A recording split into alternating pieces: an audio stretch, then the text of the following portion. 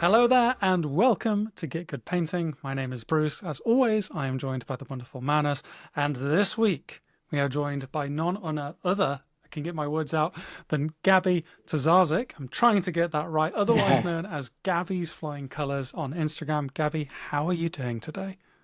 Thank you for having me. Hi. Appreciate. Feeling a little bit awkward for the But recording. it's fine. This fine. I think we will have a conversation. You'll warm up into it, and you'll be feeling great. That is generally how I Yeah, like to yeah. do these. But let's dive into it. I'm going to hand over to Manus, and let's get this conversation started because there's a lot we want to cover. Yeah, and especially because I think this one could be quite interesting in the sense that I reached out to Gabi because we were talking about like they're kind of different people within the hobby, right? There are hobbyists, there are professionals and semi-professionals in between, and we have like mini painters, and we have like artists, and we have everything in between. So to kind of broaden a spectrum or whatever, we were thinking, oh, okay, well, we should have Gabi on, especially because I saw the interview with Roman, and I quite liked it. And then when I reached out, you were like, yeah, I would love to, especially because I see all the interviews, and you kind of grabbed onto the Martin one, right? Because it kind of struck something with you. Yes, that's true. I mean, Martin and I, we know each other, Mhm. right? And it was really funny because that's Magnus where we also met, right? We were on the World Model Expo last week, and while this was a genuine shit show, we did enjoy each other's Yeah. companies, right? Yes. So Yes. we had the opportunity to talk like for 2 hours in a queue, for example, or in the evening Yes. Yes. around a beverage, right? And that's actually where I had a debate a little bit with Martin, and it was really funny because we had quite a heated debate around competitions. Mm. And on the way back from World Model Expo, in the car, I listened to I listened to the podcast where he Yeah. was talking about competitions, and I was like, "No, we talked about that. I know, I feel differently here." So it's Yeah. really interesting. Yeah, I do come from a different background, but I think I feel a little bit different about competition, right? So competition is something that probably is something that coming from a more artsy, crafty background, I have less of an access to how the competitions are run in the miniature community. So that was the debate. I don't know if we want to go into the topic immediately, but that's kind of the debate with Martin. That's yeah, we're different people, but also the approach to the hobby coming from a not wargaming community background Yeah. little bit different. Yeah. I actually do think it's a good conversation because, as you said, there are definitely different people going into it. So I never went in through war gaming, but I came from competition, which was competition focused, nothing else. They were like you had a bit of social in the evenings and whatnot, or you were social with the group you went with. But that was it. It was very much competition. And when you went there, you were basically, you know, playing basketball against each other or whatever. This was magic. But it doesn't matter. It's like you were practicing your sport in a competition sense when you were there. And so for me, this is kind of almost like a step down. This is a softer way of competition. Whereas I can definitely see if you come from maybe the other side even more, it could be a step up, even going into the competition aspect, maybe like I do, right? So I don't think it's a bad like conversation to have because it seems like you feel a bit different about it, right? And I mean, don't get me wrong, right? I'm a vain person, like the next person. So I like my stuff being recognized, and that was kind of the point that Martin made, I think, right? He said, "You're all bigots." He said, "No, I don't like my medals. I don't like competition." But then everybody wants the recognition, right? And that's totally Yes. fair. And I do, and that's one of the reasons why I go to shows, right? So I like to Mm, meet people, but I also really appreciate when people come to me and say, "Oh, I love your stuff. Oh, that's from there. yeah. Oh, really? I've seen that." and to see it in real life. And I absolutely love the recognition. That's not my point, right? I'm not as humble, right? The point is where I'm out is where we compete against each other. So you are better than I am, right? I'm kind of, you're all about learning and wanting to do new things and everything, but competing against a person does nothing for me, like nothing. Yeah. Puts me under pressure while I'm painting. It makes me feel not good enough always, because there's always a better person. I'm disappointed when I don't win. I'm disappointed for friends being sad about not winning. If I win, I have imposter syndrome because there are always better people than me. How can I? So also in the competition context, everything's kind of anonymous. So you're going there and you're seeing wonderful stuff, but you don't see who painted what. So for me, that's all of the stuff when we kind of go, we just kind of trying to get tiered in a way, right? That's Yes. where I'm out. Yeah. Because for me, that's kind of not how art works. That's not how creative expression works with me, right? Yeah. When I actually think about that, I have to put myself next to somebody else that I admire, I feel always bad. That's just human nature, because, you always think that others are better than you. So I would actually like to take that part out for me and say, I'm going there, maybe even put my name under it, on kind of like the judging tables, or like in a museum, you go and you have your name and you see the stuff, and next to me you see Bruce's stuff and Magnus's and I don't know, Carla's and Arnaud's, and you can admire the stuff and you can tell people how great it is, and maybe there is some curated stuff where people also get recognitions or stuff, but it's not always this being better than others, right? And that's kind of, there is no right or wrong. It's just I don't No. feel it. On the contrary, actually, when I do feel it, I feel bad about it. It always does bad shit for me. I'm jealous. I'm pressured. I'm all of the stuff. If you don't put me into competition, I don't have that. Yeah. Right. So Yeah. it kind of, Probably a lot of people would be echoing that, because there's also kind of like, it looks like, at least there's, I almost want to say a tier of painters who want to push because they want to beat the others. And then you have painters that they stop when they get good. Like they don't necessarily need to push for that perfection in whatever direction they chose. They maybe even stop a bit before, because for them it's not a matter of like, I don't need to beat everyone. I need to present something that I'm really happy with. exactly. And usually when it starts doing good, let's say it starts getting medals, it becomes less important for them to push much further, at least. But also, to be perfectly honest, I don't paint always well, right? So some of my pieces are great, and I admit that, kind of, when I say, okay, I've put a lot of effort into it, or kind of a stroke of luck or whatever. And some of them are actually more relaxed. I don't want to push them to the same extent. They are experiments. And I'm proud of those pieces too. But I feel that I can't really bring them to the show because they're not up to the standard. Right. So it's because I don't want people to think that kind of, I don't know. It's weird. It's weird. I mean, humans are weird, which is like it's fascinating, like hearing that perspective from someone like you who is so ultimately decorated. Because, obviously you say, look, some stuff I don't paint for X, Y, and Z, but you have a whole host of awards across a whole host of shows in the highest categories. So to hear someone who is, who I would say is at that highest tier being like, yeah, it sucks when I have to compete with people and feel like I have that imposter syndrome and things like that. It struck us in community because I think we have an interesting split in our community of people who are like, yep, love competition. Maybe I have big feelings about it, but I like going to it. And people like, I do not like competition at all. It is not why I paint. It is not what I enjoy. And obviously, like, we've had the flashpoint of we've been organizing a meetup for Get Gooders, and it's very immediate choice of there's not a competition element. Yeah. You can bring your minis and show them, and we're all going to talk about them. we're not doing a competition, we're not doing awards, because it's not about that.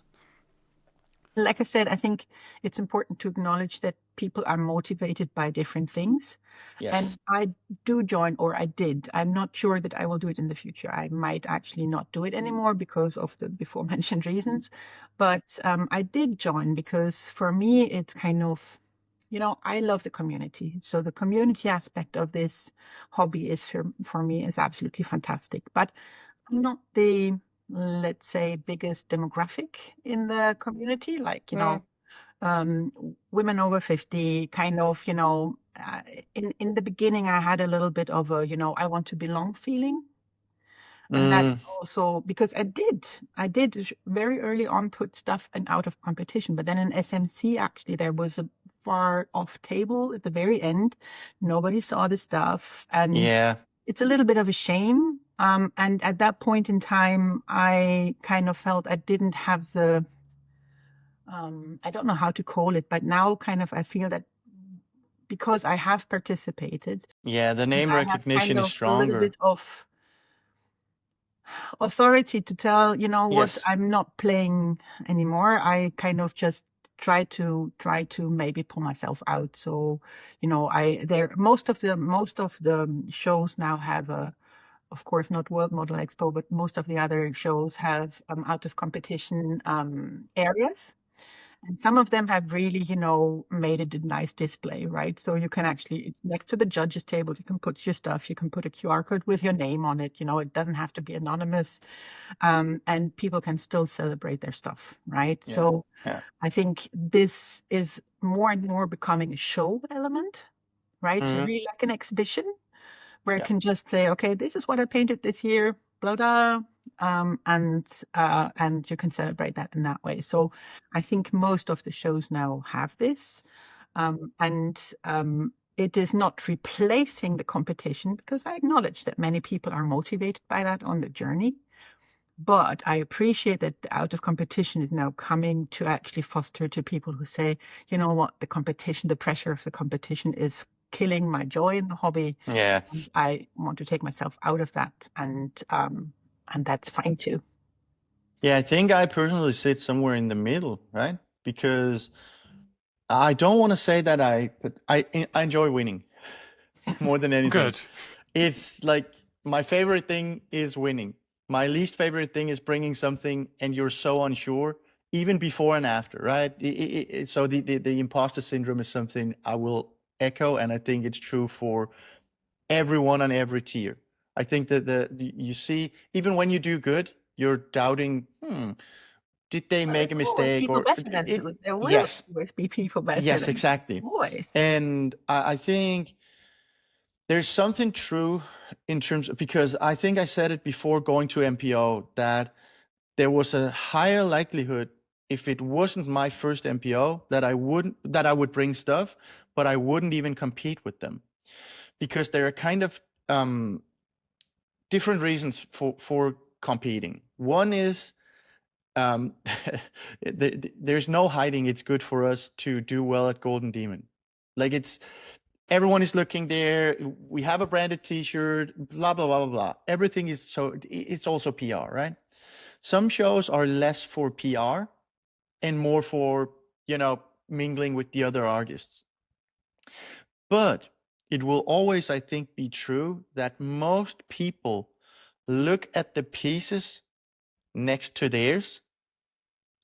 Meaning, if you are, let's say, competing in fantasy standard, most of your time would be spent looking at fantasy standard pieces. Same as if you're in historical masters, you would maybe see everything, but you would mostly be looking for at the other pieces where you are competing. So that's actually a consideration for me. When I want to put a piece, I'm thinking, okay, but I want people to look at this, right? So I don't want to put it on the table at the back end. I want to put it where everyone is looking, because I want everyone to see it. That's actually the main goal of going. That is for you to see it, for example, right? And that's absolutely, I think everybody would. Yes, yes.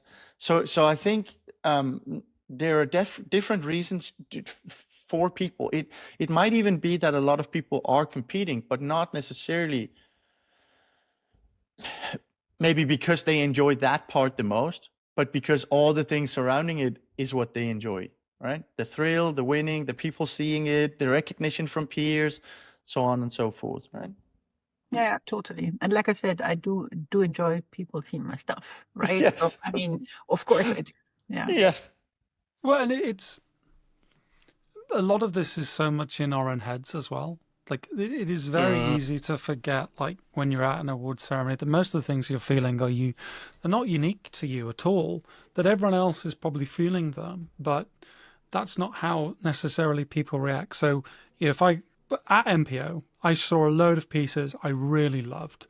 I have absolutely no idea what they medalled, if they medalled, and frankly, I don't care. Knowing it took a bronze doesn't change my opinion of it, versus if it took a gold or anything like that. So my experience of other people's work is unchanged. But of course, I myself then think, well, if this piece doesn't do this well, then I might be a failure, or I might not. Or if I don't improve on how I did last year, well, then I'm regressing as an artist. Oh, no. And it's like, no, you're thinking those things, but it's not true in terms of how people view your work and what they feel about it. And that's you can't, it's not a teachable thing. You can't just go, right, click your fingers and no one will have big feelings about competition anymore.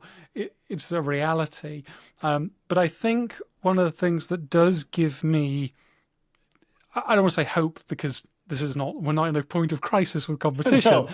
But the thing that warms my heart when it comes to events is we always have the community discussions beforehand, which is often about talking about expectations and what people want to do. But then, because it's inevitable that if you have a big group of people going to a competition, some people will hit what they want, some people will exceed expectations, and some people will fall below.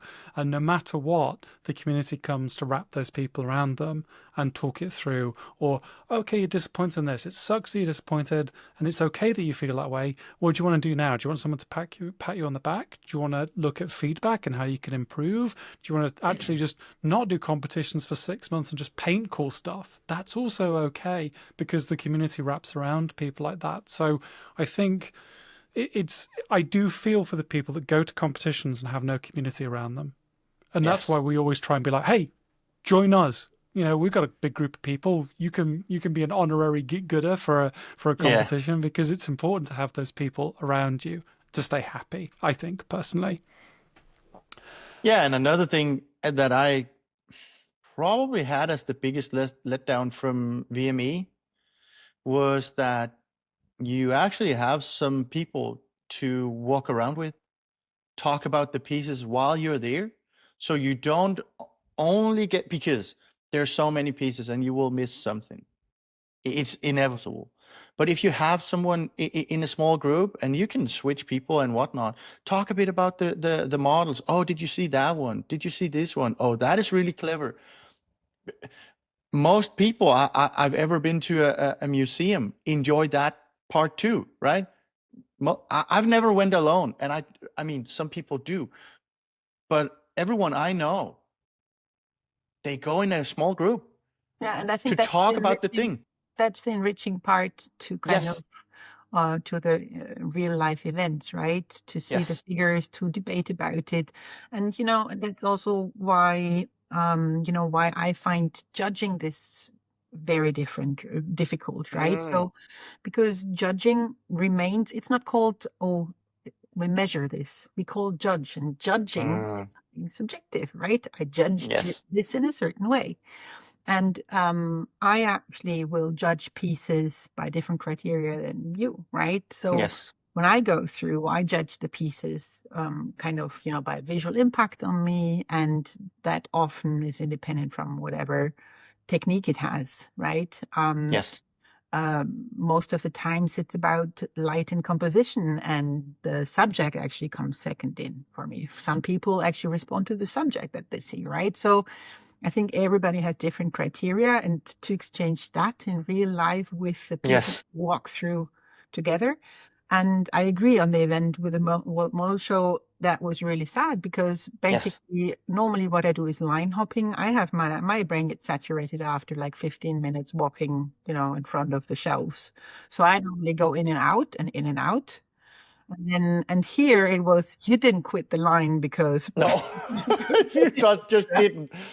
you went through and you went in with the people around you. And if you Yes. were lucky, you actually had people to talk about. But in the circumstances, I think the nice thing is that on one tour, I had people before that I didn't know until that day, right? And then suddenly you actually get to know other views and other people, and you do have a discussion. And I think that's the nice thing about seeing pieces in real life, that you actually understand people's judgment of this better. And more often than not, it's different than mine, right? So people have different favorite than mine often. Yeah, my almost my favorite thing from So Spiel was the first event, but I've done these walking around with different people from Yeah. like at all of the events, right? But I think my favorite one was even at Spiel. I had my non-painter friend with me. Yeah, go with a normie. It's really Because interesting. yeah, it really is because they look at the I was with impact. a normie in on Contrast, right? And I was super Yeah. proud. I said, "Oh, such a modern show, so many families and great people." And then I went there with my normie friend, and she was like, "Oh, this is so sexist. How can you support this hobby?" And I was like, "Oh my God!" From the outside, all of those bikini boobs, Yes. they look very sexist, and they are. But I've been growing up with fantasy tropes. I like them. I like my bikini orc as much as the next person. So for me, I kind of like the diversity in the hobby when you don't have to paint bikini orcs all the time. But if you go with a normie to a show, that's always an eye opener. It's kind of it's Yeah, especially the things they grab onto, right? It's like, Yes, ooh, yes. that is really cool. And it's like, I'm thinking, yeah, but the painting isn't great. And they didn't think about this and they didn't think about that. But a Your friend normie just would says, be like, gorgeous. yeah, but look at it. It's so cool. Look at the story they're telling and look at the, so sometimes maybe someone like me can be a bit too colored, even from, more of the technical things or more of the compositional choices or whatever, and not enjoy fully what is actually presented, right? I just don't think we can call them normies, people. I just, It's a nerd fest, right? And Yeah, that's I true. mean, that's kind Yeah. of why it's so Let's good bring to the be, normies in. because you Love 'em. find Bring the normies in.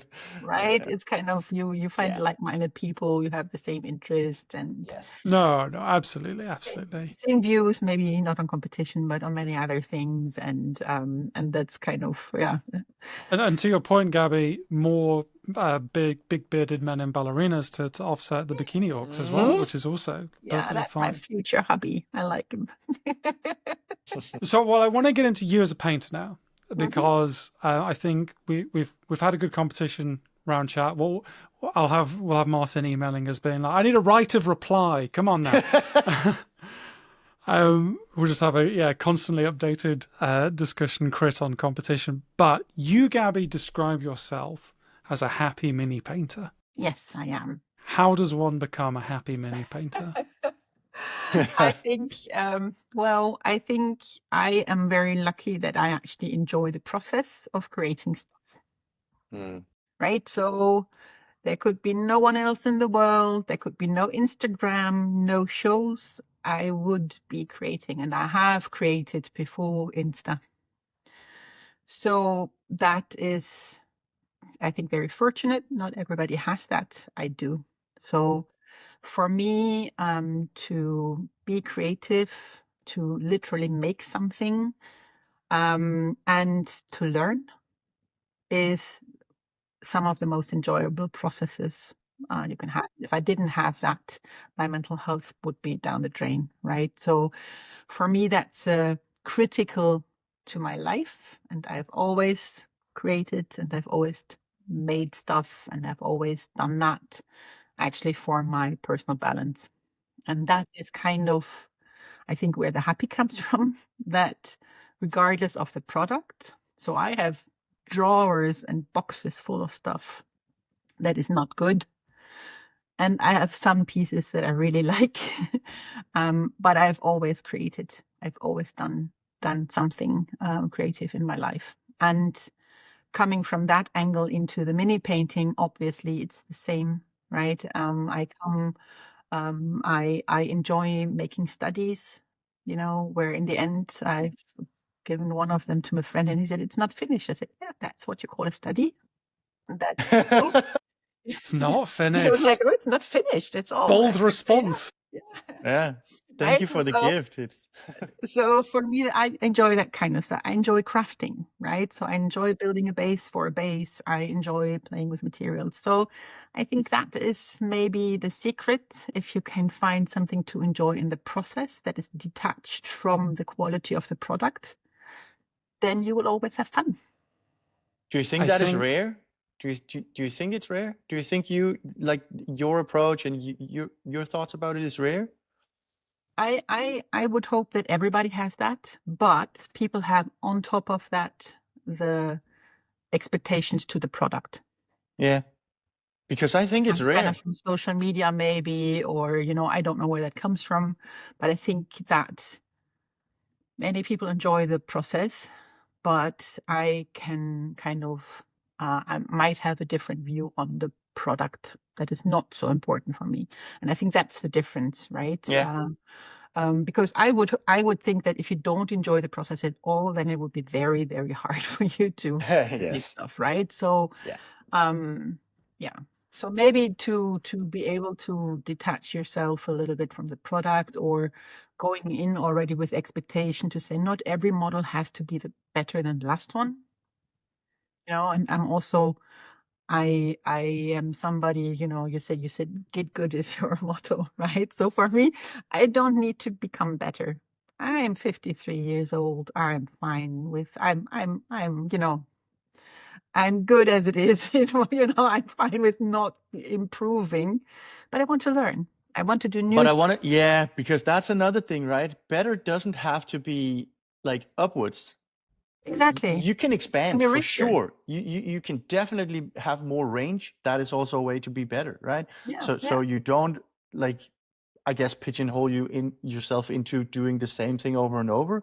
But as soon as you put more building blocks and more things, it's not necessarily a matter of like, should the overall quality be better? No, but being better is also being able to create something different, right? Yeah. So I don't think it's And obviously, I admire people who are experts in their craft, right? yes. So I admire people who have done Japanese joinery there for the whole life and who would cut the perfect joint, or like Albert, who paint for a year on a piece and every dot is positioned in a way that he intended, right? I admire that. But that's a different journey than mine. I will never be the best at anything, and that's fine with me. For me, I'm always kind of new ideas are always sitting here, and they want me, Gabi, make me. And then I'm saying, okay, this one I really want to spend a lot of time, and then I'm kind of on the fifth day, oh my God, this other idea, it's sitting there and calling and calling. You see those? They are competing with this one, and Yeah. I just can't. My mind doesn't work like that. I'm thriving on realizing an idea, and when the idea is realizing, that can be after 2 hours or 2 months, right? Then I'm happy. Done with it. Right? Yeah. That I'm kind of done, and then I'm also not motivated by that piece anymore, right? Yeah. I Yeah, know because you that don't have the attachment to the end product. exactly. Well, Yeah. I do. I do love all of my pieces, but not to an extent that I would invest so. I don't know. I brought a piece to Golden Demon last year because I live close to Essen, right? So I thought I will go there and bring it. And it took me 3 days to kind of convert it and paint it. And I know I could make it better if I invested like 3 more weeks. But I had other stuff that I wanted to do that was actually in the same time that I painted the Marie Antoinette. So Marie Antoinette was already shouting, paint me, paint me, paint me. And then I said, well, you know what? For Golden Demon, I will have something to put into the shelf. I find it very original because it was my first conversion of a 30 millimeter piece, and I did it all with sprue glue, and I learned something in it again, Yeah, right? yeah. But then obviously, it ended up in the bottom of the shelf in the first hour of Golden Demon. But I did something that I've never done before, and for me that was kind of okay. That was good. So good enough. And I guess coming back to a previous thing, and something that I believe quite strongly actually is obviously it's in the name for us is Get Good. And Yeah. when we were first talking about the name, I mean, I still remember this conversation, Manus and I, it's like, obviously like it harkens to like this Dark Souls crunchy video game thing of like, if you want to get better, just get good. And then we kind of broke it down. Well, actually, yeah, that's the objective, but it's not the passions in the journey of improvement. And I really do believe that for some people, the moment they release themselves from the expectation of awards and competitions and trying to improve, they can actually massively improve because they're not pulled down by so much weight of expectation. And actually you see people experiment and then they come back to what they first did and like, oh, I have a completely new perspective on this. So it's very interesting to me when people are like, yeah, I'm not fussed about competition. I'm going to take a year off. And then they proceed to do the best work they've ever done without that spectre looming over them. I wanted to key in on your creative background a little bit because I have a perspective in that I've been a designer for a long period of my life, way longer than I've been doing miniature painting. And for me, a big reason why I personally find so much joy in the process is my entire creative background has been working to a client set brief. And when I'm miniature painting, I have no brief from a client. I get to make something for me. And I do get moments where I'm just like, you know what? I'm super happy right now. I've just spent 4 hours stippling a cloak, but it was great fun and I did it for me. And I feel that joy in the process because I don't have, the end client is me if there is one. How does a design creative background affect the work that you do in this hobby, or does it not touch it at all?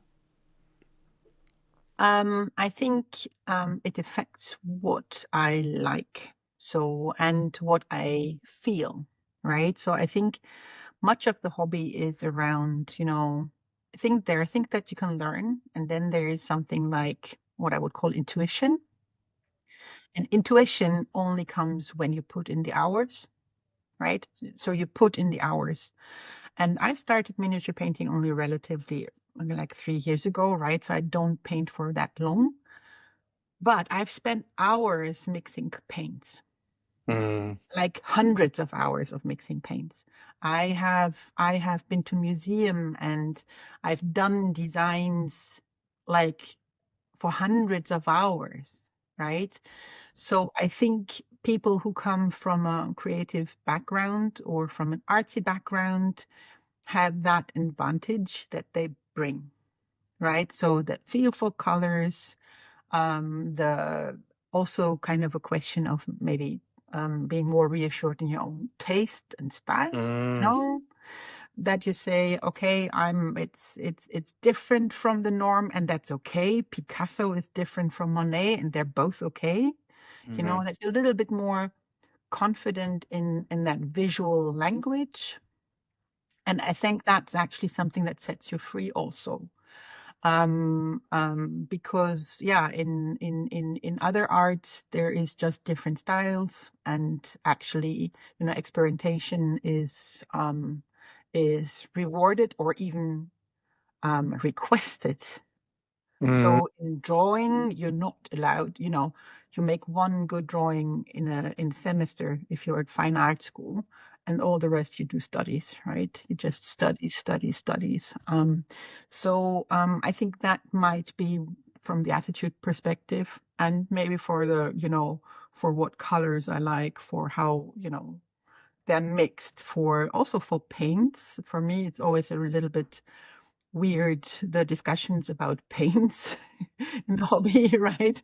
Because some of this, the opaque and whatever, I don't know, transparent paints. The best paints are the ones that you know. Yeah, I agree. Intimately, Yeah. right? Where you know the property. So if I need an opaque paint, I take an opaque paint.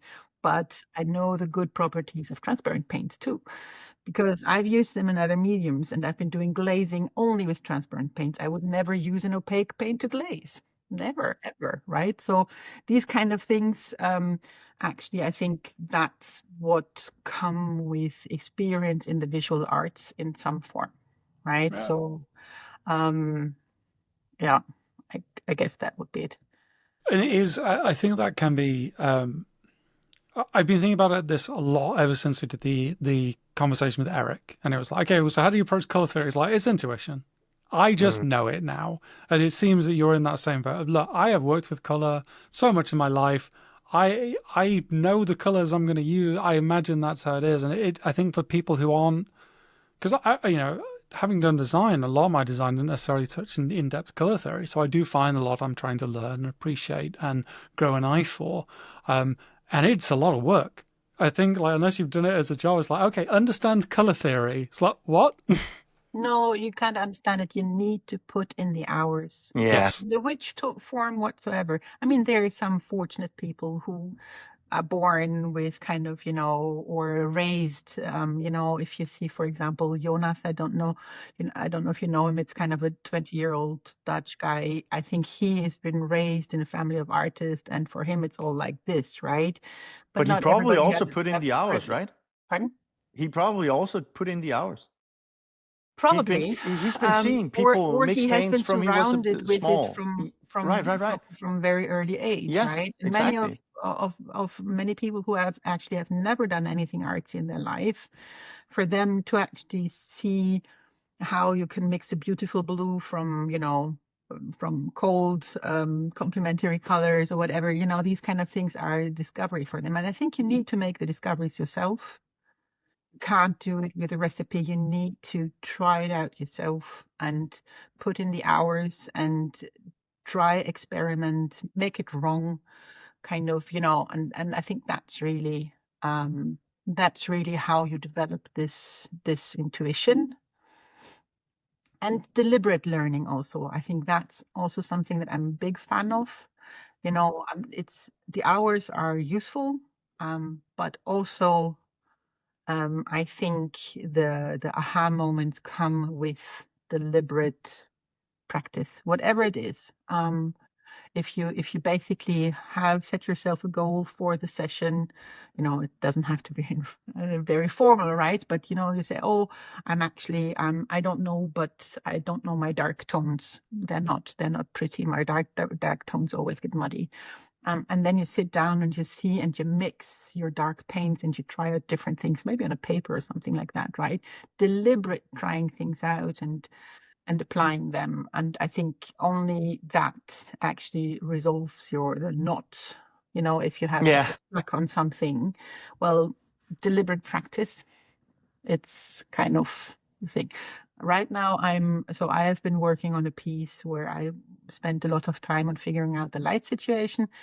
I have worked on that for a longer time than I usually do. And now I'm basically so fed up because when I paint in an oil painting, for example, right? When I paint an oil portrait, it takes me an afternoon. Mm. And I worked like 3 weeks on the model. I don't know how many hours, but it was long I perceive it as long, right? And now the only thing I want to do is paint kind of, busts are my portraits. Yeah. I always come back to portrait painting, either in any medium. I like painting portraits, and busts are my miniature portraits in a way. So I know that I would do kind of a portrait a day, a bust a day thing, well, just like my old paintings, just paint them, learn something, look at it, next one, and just like let it go. Yeah. A little bit of a palate cleanser. But it will be with an idea in mind that I say, okay, why am I painting an oil painting in a day, and a mini, the equivalent, takes me 5, right? Why is that? That shouldn't be the case. So Yeah, it's smaller. Should take so much Yeah. less time. I wonder if some of this this the discovering, or whatever we want to call it, is kind of hampered a bit by because I think a lot of the people in the hobby don't come from like you guys' background. I didn't, for sure. And it meant that I wanted to create a thing and I didn't want to do it wrong because it felt a bit like you failed the task. Yeah, it's a bit of right? it's also a little bit of a sacrilege, right? Because you've spent a lot of Kind money of on just, it. mucking it up and just, I'll just try some things, and you have some half-finished things and they look awful. And even, I would say a lot of your trying out, if you're not too sure about the recipes or the lighting or even the medium, um, they will have a long phase of not looking good. And sometimes they never crawl out of it. Sometimes they do. But when you're experimenting, that can be really hard. So I think not coming from the background of knowing, well, it's okay to have to a thing, but because you still learn whatever you wanted to learn from it, or it's okay to experiment and to discover, because at some point towards the end, this will clean up or will become a thing, right? I But a also lot of people coming from the other side of this, they just see a mini and they kind of need it to be finished because they also want to maybe play with it or present it or whatever it is, right? I also think that, when you do other creative things, you have a piece of paper, which can also be expensive, but you don't have a 60 euro model, right? Or I don't know how much and I think people are collecting their models also, right? So Yes. obviously there is from the get-go a very high sentimental value attached to the figure, right? So you want to do it justice, you want to do it right, you're a fan of the franchise, or you kind of it's also a certain either nostalgia or reverence for the piece, right? That people attach to the figures, and I think that can be a barrier too. Yes. So if you don't want to paint I mean, it's for me when this argument come up, I'm always a little bit, on the one side, people say, "Oh, I don't want to practice on a 40 euro bust," but then everybody complains about the pile of shame that they have boxes. Yeah. Right? Yeah. No, I said, well, maybe in those boxes there might be something that you Yeah, want to yeah, practice on, yeah. But I think this is the whole collector's thing, and then I want to make a piece that is worth collecting also in a way. I think obviously attaches also a certain sentimental value to it, right? I think like one Yeah, of the it's the most like model you picked at BME, for example, right? Oh, that's that model. It represents something, right? You picked it on your own. You were there with friends or whatever it is, right? So now you're thinking, oh, but I really want to make it nice. So Yeah. just trying things out. Ugh, maybe not on this one. But the issue is when all your pieces are that, what are you then painting? well, I think we have this like oft repeated things in the community of like I'll start the Spira piece when I'm good enough. It's Yeah, like we see that yeah. so often, and I do understand where it comes from, but you're quite right. Like it'd be interested to see, and perhaps something I hadn't thought about until this conversation, what effect stuff like 3D printing can have, which is basically, okay, well, this is cheaper to produce, and actually I can run 5 copies of the same figure once I have the STL. So actually I can do 4 practice runs and not feel too bad about it, and then maybe that's the one that I paint. As that technology becomes more available, cheaper for people, whether that will have a big impact on the artistic direction of the hobby could be really interesting to see.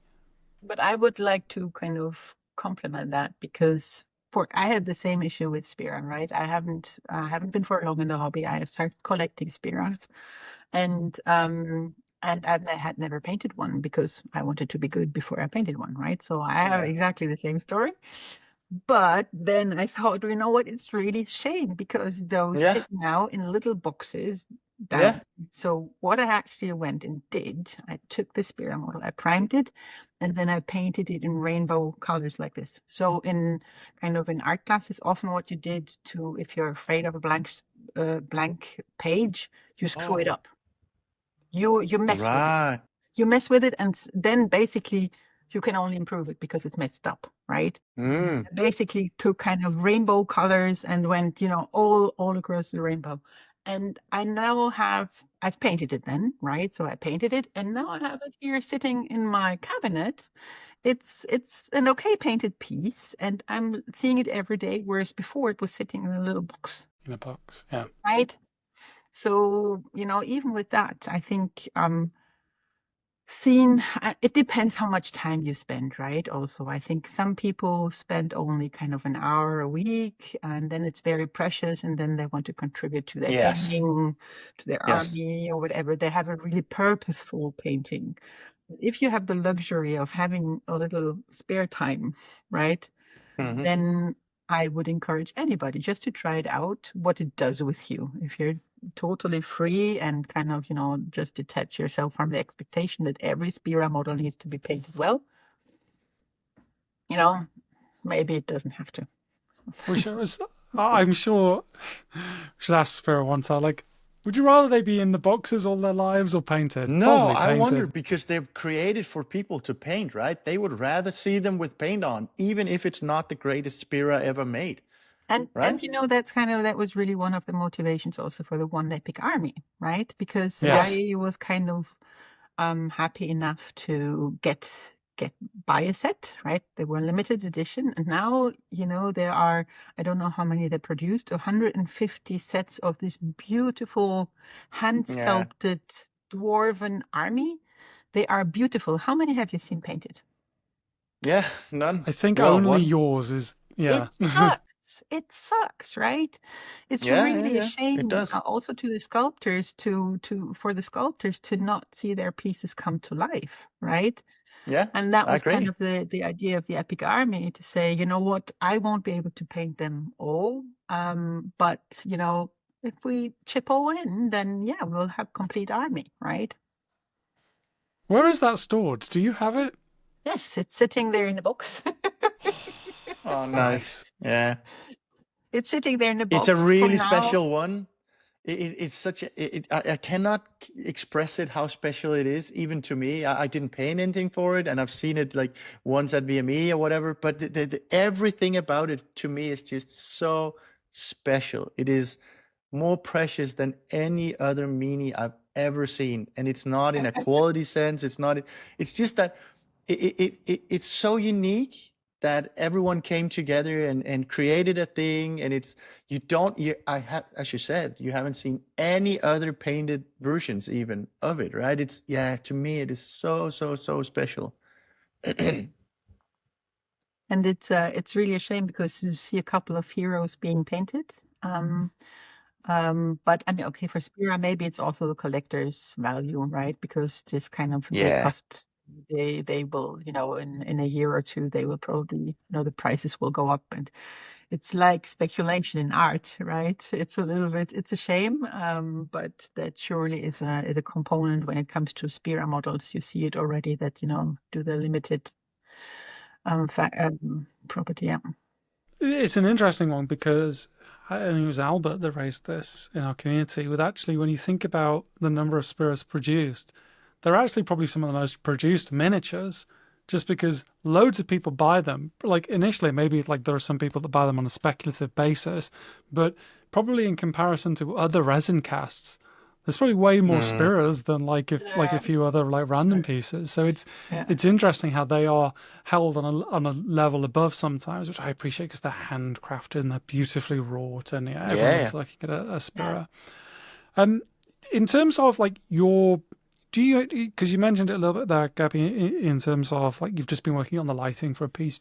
Do you have a process for the work that you do, in terms of, well, I get my references, I start planning colors, or is it, I'm really struck by that, like I just have the ideas in my head and I need to realize them.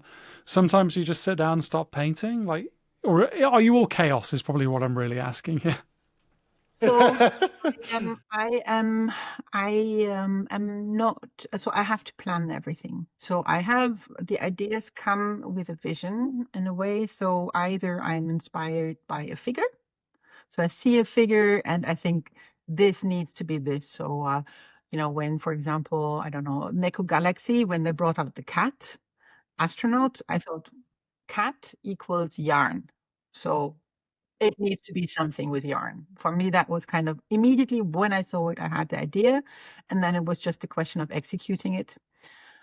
So either I'm inspired by the figure and have an immediate idea.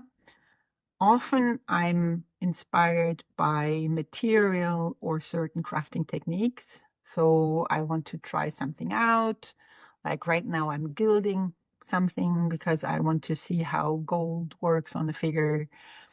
Or I want in a background, I see something that I want to use. So I'm kind of having, an idea for that. But more often than not, I actually need to plan for something. So I have a vague idea. Unfortunately, I'm not somebody who can project their idea kind of, immediately how it will look like. I have to work with references and drawing it up. So for me, my process is that I start with a reference. If I don't have a reference, I make a reference. So basically, I paint the base colors on the figure, and then I put in the light as I want it. Nice. So that I have it, and I need to work from those references. Unfortunately, I don't have the capacity to project into 3D. I'm not good with that. And then it's basically sketch. I'm using Procreate on my iPad to help with the sketching, sometimes with the color combinations. I'm trying things out. If I'm not sure about the colors, then I'm kind of making layers in Procreate and try it out. So I rarely have, so when I'm having a kind of a piece that I want to put more time in, I rarely have it not planned. Like I said, I also do studies where I don't plan, right? And where I just try things out, right? So I have both. If I really have a complex piece with something is complex, either the build or the light or colors, then I have to really think about it and plan it out. Yeah. Yeah. Are there any pieces that stick in your mind I guess this could be from your work or places you look for inspiration. And the reason I asked this is there was like, for I think in our community, the Marie Antoinette folk cover is like, that got people talking in a way that was like, this is so cool, this is so different. Yeah. This is what like mini painting can be, which is outside of what people typically see. And what people typically see is very buff, angry men with weapons, and here was something that was very different and made a stir. I mean, I've talked on the podcast, and we talked a little bit before, that your like latest The Ward piece is the one that continues to stick in my head, and it really moved me. Where do you go for that inspiration? What sticks in your brain? Well, for me, I think I don't know, but I think I'm lucky in the sense that if somebody has already done it, I don't want to do it anymore. So I'm a huge fan of Arnau, right? He paints faces in a way that I love portraits being painted, right? So John Chang and Arnau and Thibaut, they are really folks, me who likes busts.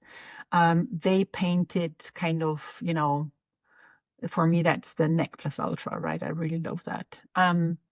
But the point is, some of the busts came out, Arno painted it, and then it's the most beautiful bust, and I will never paint it because that's how basically has been done. I've bought one and then Thibaut painted it, and it's perfect. It's exactly how I, from an atmosphere perspective, would have painted it. And then I check it off. I say, okay, this is a collector's piece now. I have it in my box, and I doubt that I will paint it ever. Sometimes, maybe I say, oh, that maybe I can do something different. But if somebody has already done it, then immediately it gets stale for me. So I will never want to copy Albert. Never. I'm motivated by stuff that is fresh, that is not there. Yeah, uniqueness.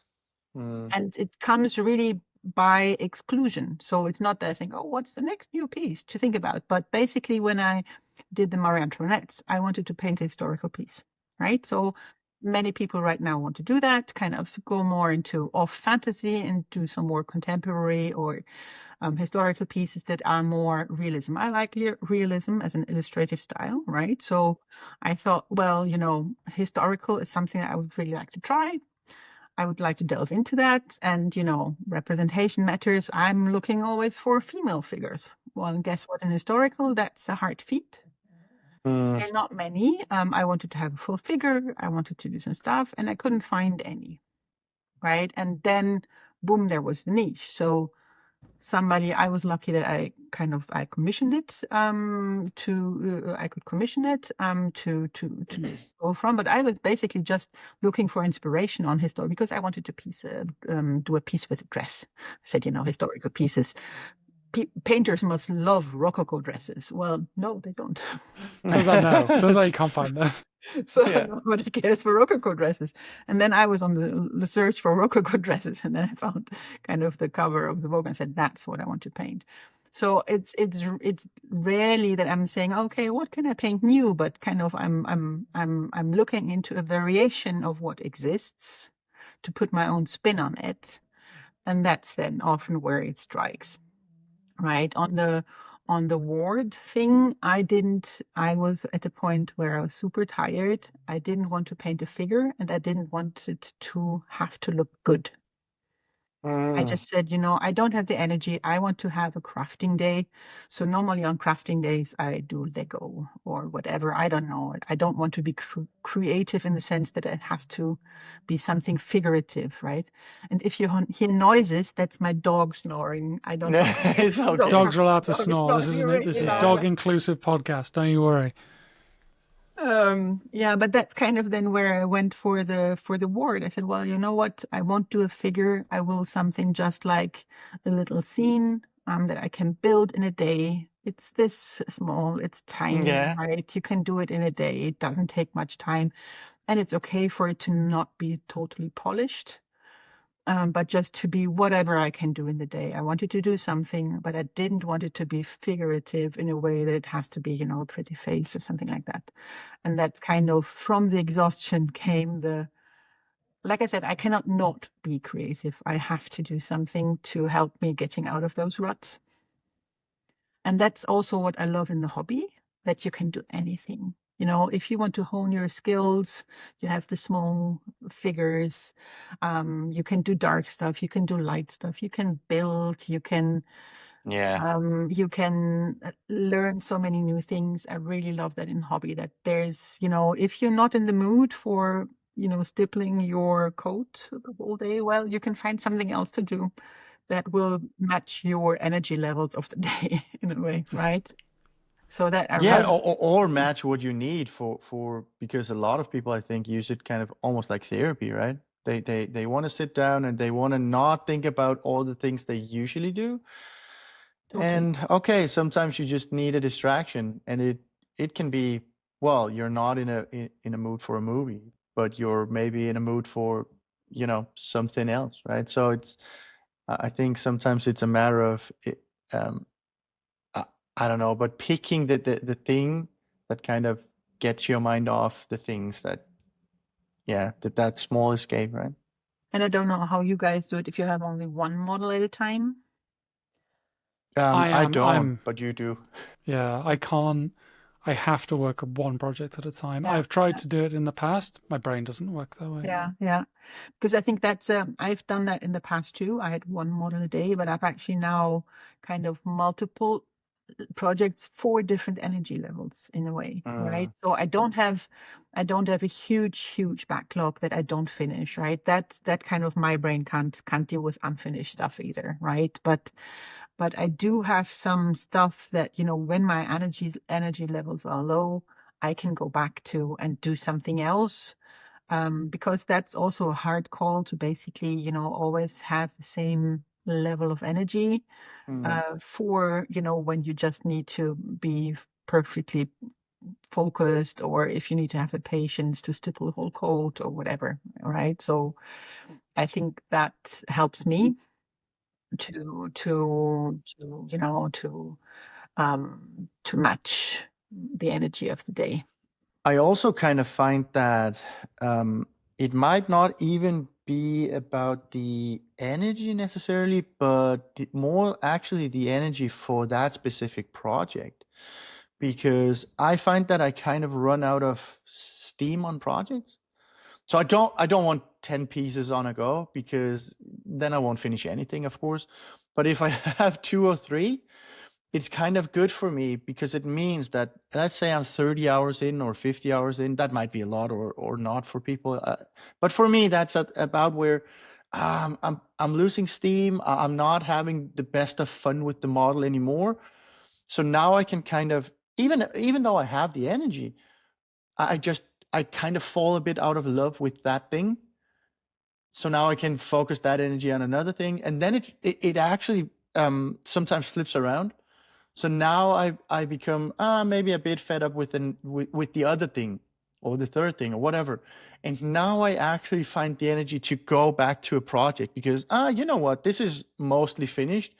I should probably finish it. Then I can pour in some more hours. It's almost like the clock resets a bit, or maybe not resets, but at least it gets knocked back a bit in terms of desire or energy for a project. So I actually quite like having 2, 3 on the go ish. Works for me best too. Yeah. Yeah.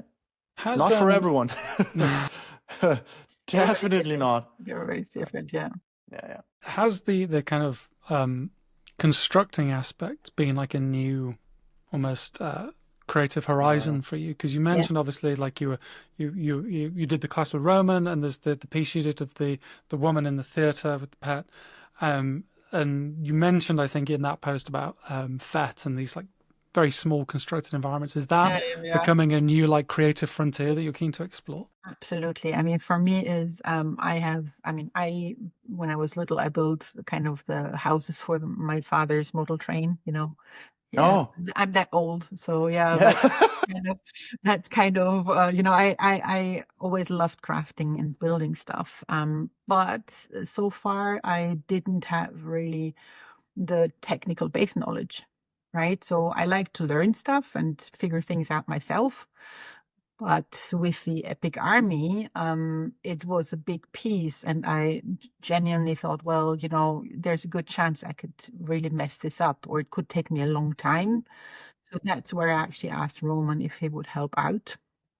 And motivated by that, or in the same, it was actually already before that I registered for that, I actually said, you know, if I'm missing a skill, that is it. I wouldn't even know where to start when building big scenery or handcrafting some of the model pieces. And this has gone that far that I'm now into, I don't know, I watched Best of Miniature. It's about doll houses, you know, where they build everything from scratch and these kind of things. I love that. That's really something where I so I one thing is the 3D printing, right? So one option to basically bring your ideas to life would be 3D printing. I started to do ZBrush last year and I loved it. And I spent 10 hours a day at my computer and I said, well, that's not what I love, right?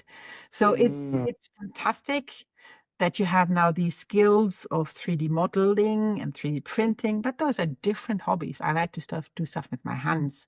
So I actually discarded 3D modeling and 3D printing for me as options. So for me I will not do that because I don't like to sit in front of a screen, right?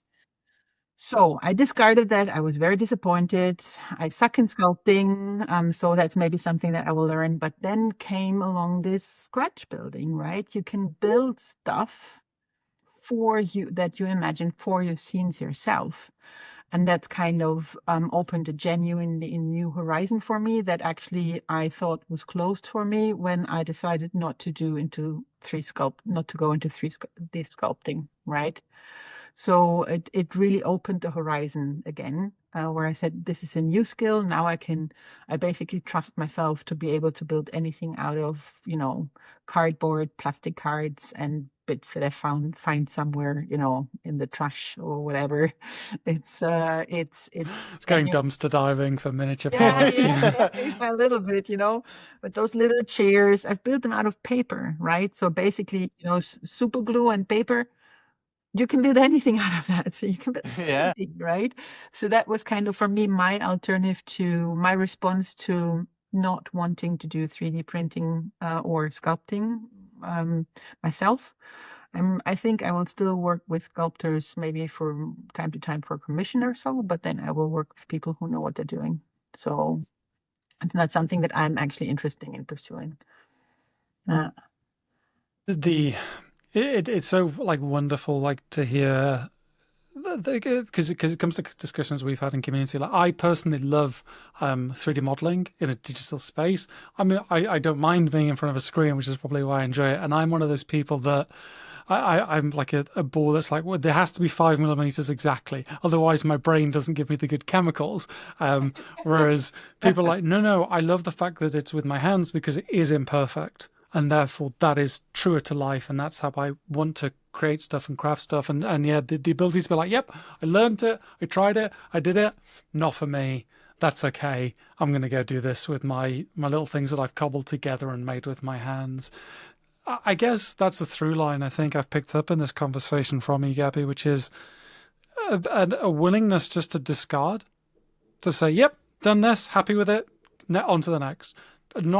Not necessarily treating your work with maybe the reverence that other people might seeing it, but rather saying, I've made it, I'm happy with it, I can now move on from it. Is that a fair kind of reflection of your feelings, do you think? Yeah, I think it is.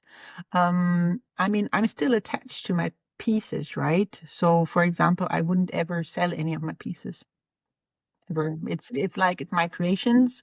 It's like little children of mine, right? So I'm still attached to my pieces emotionally, but the value that I attach to them might be a little bit, I'm fine. They're things of the past, and they're kind of a snapshot of what I did then, and that therefore I appreciate it, but it doesn't necessarily, now I'm on something else, right? So I think it's the willingness to discard and replace it for something else, because without the constant feed of learning new stuff, probably it wouldn't be like that either, right? It's really interesting because a lot of people learn a skill within the community or all the aspects that we have, right? If it's sculpting or painting or whatever it is. And when they learned that thing, they kind of stick to it because, oh, I'm good at that. Almost like they check off the thing in a box. And now it's like, I know to render this thing. So I render faces like this, right? Yeah, It's but I mean, really this is refreshing it's hearing also you say, you know what, I just want to try things and do but it's things. also a And path that is rewarded, right? So I think it's sure. fantastic because if you're this type of person, you can actually start to make money off your stuff, right? So you can go semi-professional. So I've changed work situations, and I was kind of thinking about, could I make money from my hobby? But I can't because I don't want to sell my stuff, and I can't No, then it's hard. I can't do stuff kind of expertly in a way that would be worthwhile. So I admire people who actually become the expert in their craft and then can make that a job, right? So I will probably have to. I mean, right now I'm kind of in the Center for Events and Culture. So I'm better at managing communities, probably, as proven by, One Epic Army and Dogma events and these kind of things. I'm probably better in managing communities than to become an expert in any of these things, right? So if I would give a class, for example, well, what would I give a class about? I'm not an expert in any of these things, but I know them all good enough, So it's kind of I think it's great that the hobby You now. probably could do it if you really wanted to, though. I think you probably could do it if you really wanted to, even without selling. I think maybe it is a bit of a fallacy thinking, oh, I have to be an expert to have something to give, because I don't think that's true at all. I think you can definitely give something to others. Remember That what I said said, about, the fun is, as soon as I have put pressure in the product, yeah. the joy anymore. Yes. So that's kind of, I need this creative stuff for my mental health genuinely, right? So Yes. there's a lot of shit going on in the world and in everybody's life. Yes. So for me, this is my escape. This is my happy place. And this is what kind of, on a shitty day, where I go into my bubble, and this makes me happy genuinely, right? So it's a two-sided sword, I think. On the Yes. one side, if you can actually, live off your passion, that's fantastic. But I also see there is a risk of it pulling the It comes joy, with a price for sure. right? So when I Yes. see kind of, the very few commissions that I've painted, always the pressure that I felt or whatever, Yes. it's something that not everybody can live with, right? So I admire Yes. those folks who made sculpting or painting their bread and butter, because to find that line between having a passion and monetizing it, it can be tough, I think. Yeah. Absolutely. Absolutely. Yes, the reason I don't teach these days is because I don't want to add, because traveling is one thing, going to competition is a thing, building community is a thing. I don't want the added pressure of, okay, so you also need to teach for a class. So these days I don't. Maybe when I cut some things off, I'll be okay with taking in, maybe I compete less and I teach more, right? I mean, so you cut some things from the list, but piling on just more pressure, yes, that resonates with me 100%, because it's the opposite of what I wanted. Making money off of basically having fun. Well, if you then stop having fun, you could have It's just a just had job a then. job. Yeah. You could just had a job, right? I Yeah. mean, And genuinely. and honestly, I think what you guys do, I mean, community work is appreciated in the hobby, right? I think, Yes. I don't know, I mean, you guys are now international, but in Germany, for example, there are so many people who paint, but there is not one community. There is Yes. tabletop kind of communities that are local because people play together. But then in display painting, the niche and the niche and the niche, it's kind of Yes. really, people are with the big painters, Roman, Ben, Tamer, who do classes. So there is a little bit of a community around that. But then there is not much to do. So it's so easy to just organize a dogma event, come together, paint together, do stuff. And I think that has a value in itself. Nobody earns money with that, but it really brings so much. That's the thing that I love the most in the hobby, to paint with others. If you have the opportunity to actually sit in a room, have somebody here and paint together, or have a weekend together. That's why Yes. I've done classes in the past. Yes, it was to learn something, but also to sit with people and paint together. How cool is that, right? So I think the community stuff is really appreciated and valued and needed also in the hobby, I think, and it's a big part of why I love the hobby, right?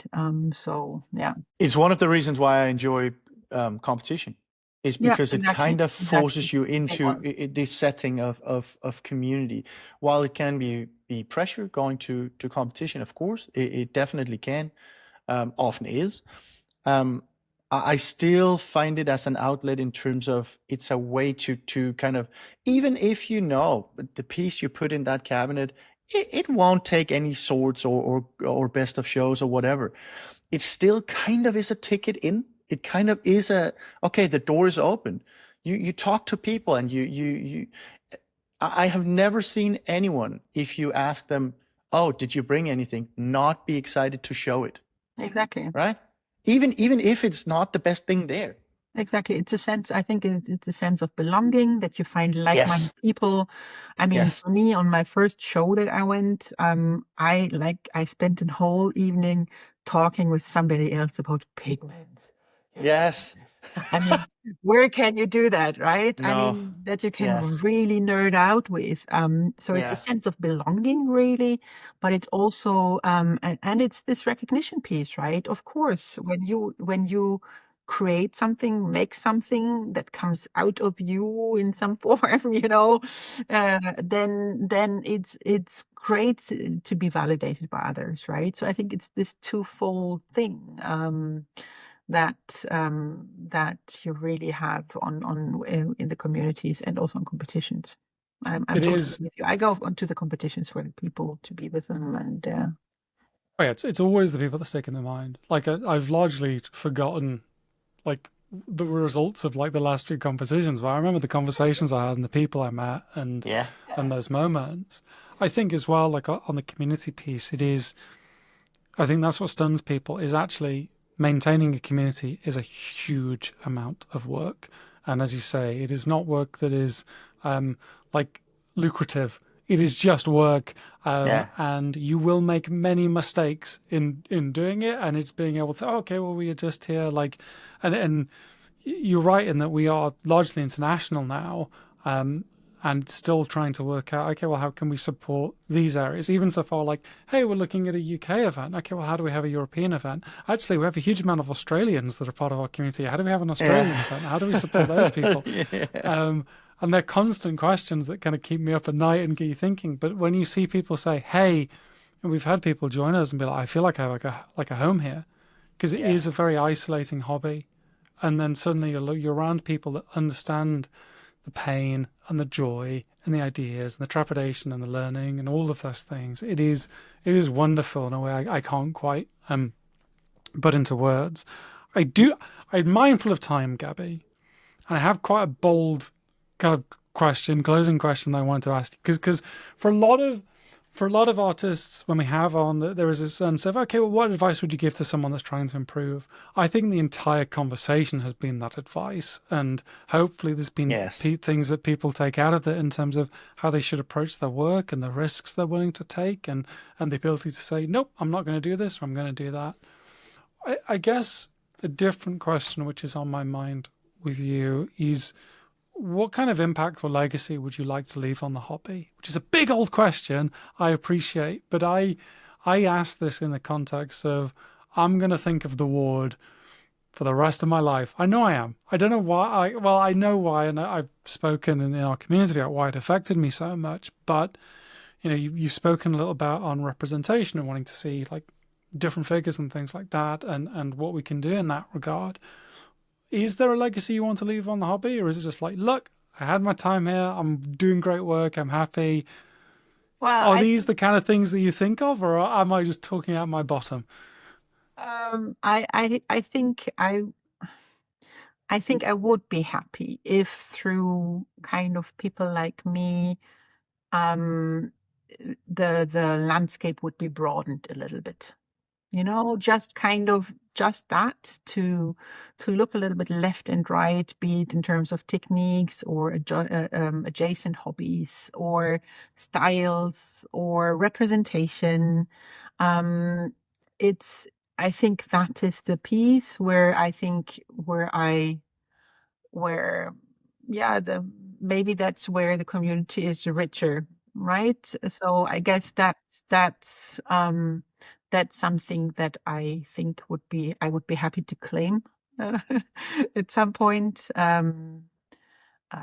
Everything else, yeah, the like I said, also the community part, right? That people, that networking and these kind of things. But I think overall, it's more about, people like Mark.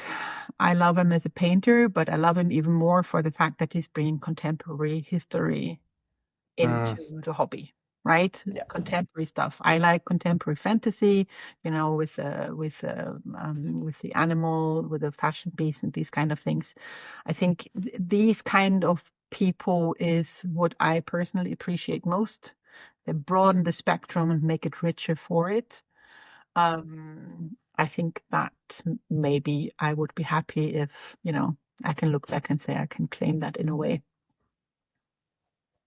That's a wonderful, wonderful note to end on, I think. I mentioned at the start, obviously, if you're not already, I always tell people off for not following the lovely guest that we have. Get yourself following Gabi's Flying Colours on Instagram, and just taking the breadth of work there.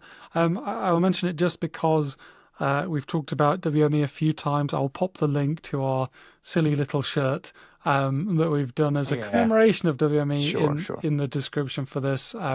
We are donating anything that comes from that to Solidarity Femmes in France. So if you want to do something dumb with us, just get on the fun. Gabi, what have you got coming up? If people want to see you, chat with you, or kind of what's on your horizon? So I'm actually carrying around the One Epic Army to every possible event this year. So Hell I'm yes. lucky that Amazing. I'm able to travel quite a bit. So I will do Fen next week. Fen Model Show, One Epic Army will be there. I just destroyed the piece that I wanted to bring, so I don't know if I will bring anything Good. else. My Oops. total amp fell on my nearly finished display piece. So yeah, that was yesterday. Oh, But oh God. I normally bring always what I painted last. So whatever I will have finished by then, I will probably bring. And then I won't be able to go to Madrid, but I will be in Essen, I will be in SMC, and I will be in Monte likely. So that was my promise to the folks who have participated in One Epic Army, that for the first year or two, I will make sure that it kind of gets around Going on Oh tour. dear. it. Yeah, exactly. So it's Amazing. the One Epic Army conquering the Conquering the globe. I love it. exactly. Yeah. So yeah, Amazing. that's the plan. Well, thank you so much for spending a little bit over an hour chatting miniatures and creativity and all things. I Well, thank really you for having me. I felt very honored. Definitely felt a little bit like an outlier in your invites, but I do appreciate absolutely not. I it very think much. Manus and I You have fit talked right about in. this. Yeah. Yeah. Everyone we've asked has been like, really? You want to hear from Yeah, me? It's me? like, no, yeah, no, we do, it turns out. And it's important to have these conversations across the scope of the hobby. So thank you so much for your time. I can say this with a renewed vigor after this conversation, which I found quite moving. But until next time, thank you so much for listening, watching, and paint something beautiful. Goodbye.